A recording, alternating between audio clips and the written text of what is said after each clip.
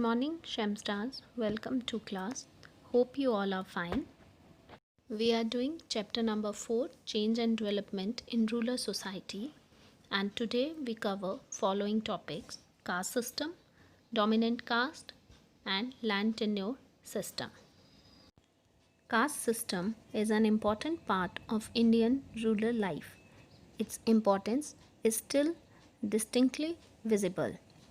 There is a complex connection between caste and class. Generally, the upper caste have large land holdings and more wealth, and the lower caste have no land holdings and usually work as laborer. But this is not always true.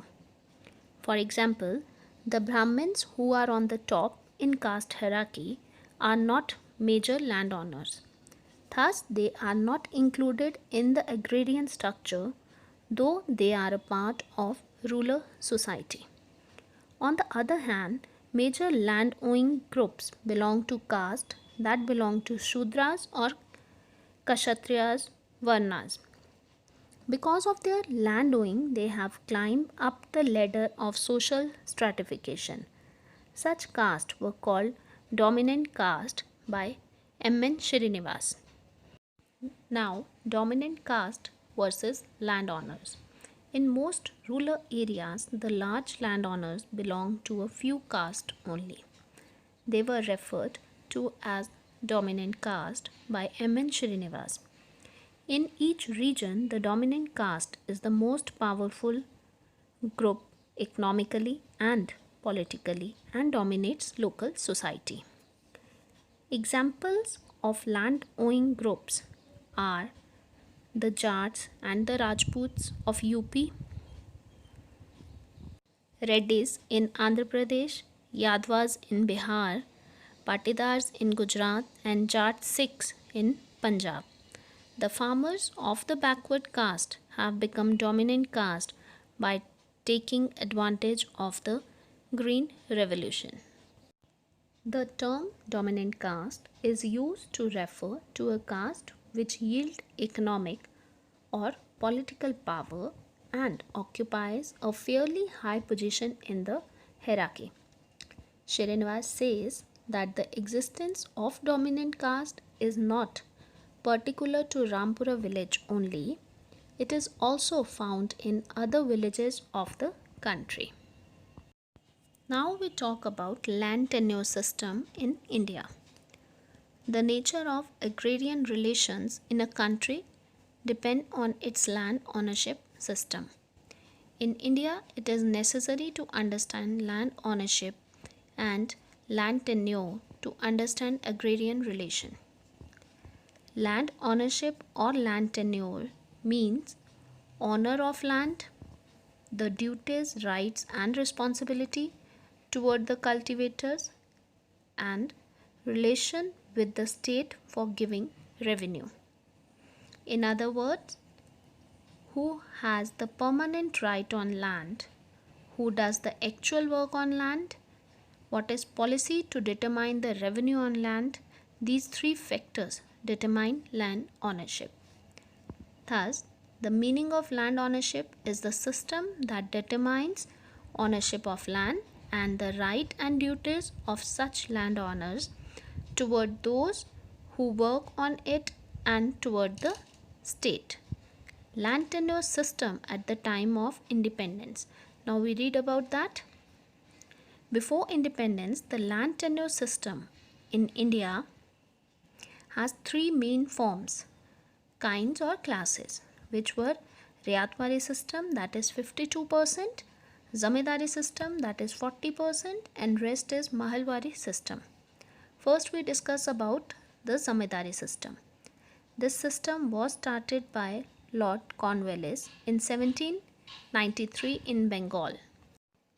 In reality, the East India Company initiated the Zamindari system in order to create a class of landowners with special rights for the sake of their vested interest. Actually, the land revenue officers were promoted and made landowners or zamindars. Initially, the rent collectors collected land revenue only and got some commission. But in the zamindari system, they were made the land owners. With the result, the class of people with permanent interest in land emerged. This class collected revenue from the cultivators and paid revenue to the government. Next, we have Rayatwari system. Under the Rayatwari system, no intermediary owner were recognized. The actual tillers of the soil were given transferable rights in their lands. The first Rayatwari program was launched in 1792 in Madras. The system was the outcome of Hindu custom. This system was prevalent in Bombay, Berar in central India. According to the system, the Rayat had the right to give his land on rent, and as long as he paid revenue to the government, he could retain right on the land. This way, it was in direct contrast to zamindari system. The Rayats had to pay revenue directly to the government. After a fixed period of paying revenue to the government, the Rayats became owner of the land. In case they were unable to pay the rent, they were deprived of land rights. Now we talk about Mahalwari system. According to this system of land tenure, the whole rural community had joint rights on land, and the members of the village were either individually or collectively responsible for paying rent. This system was first implemented in Agra and Awadh and later in Punjab. Even the barren land of the village was under their joint ownership. Actually, this system was the outcome of Muslim tradition in Punjab. Under this system, a fixed amount of rent was charged, which could be paid individually or collectively. The village Lambarda collected the rent, for which he earned 5% commission. The prevailing land tenure system in India before independence was not appropriate from the perspective of economic production or socio-economic justice. Therefore, it was considered absolutely essential to recognize the land tenure system after independence.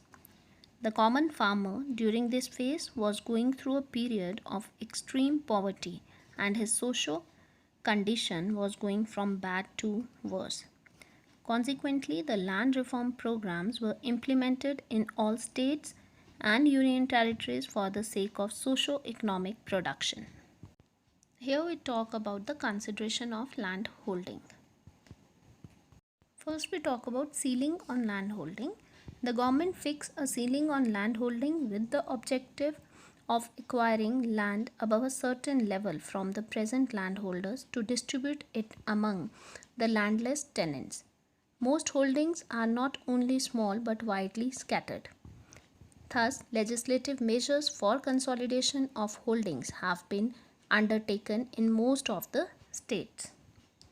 The whole rural area was divided into sectors, and each sector had various facilities provided by the government. A person from another sector could not use the facilities of another sector. They have to use the facilities of their own sectors.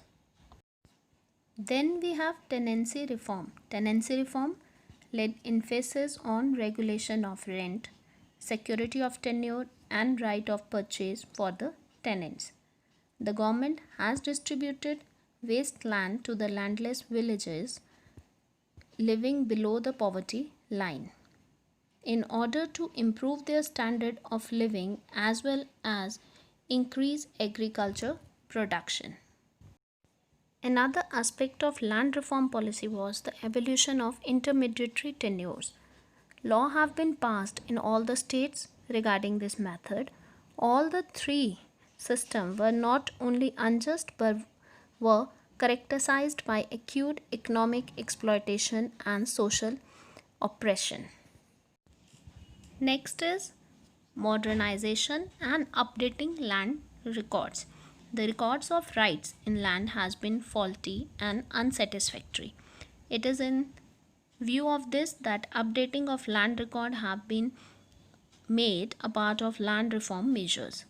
Besides, steps have also been taken to computerize these records in order to remove the problem of land records.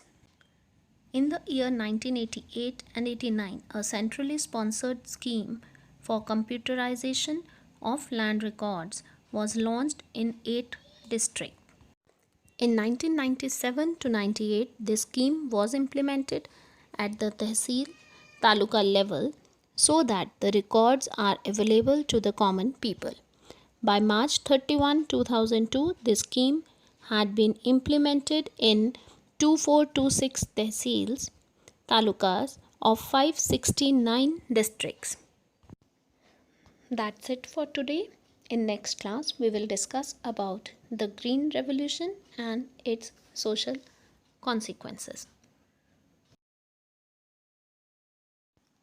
Thank you, Shemstars. You can drop your queries on the Google Classroom. Take care.